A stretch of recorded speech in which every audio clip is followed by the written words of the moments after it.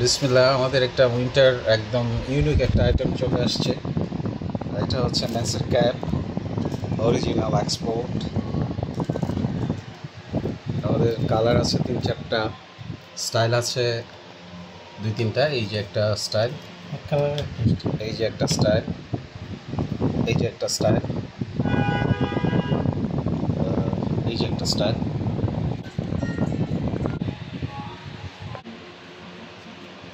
বেস্টের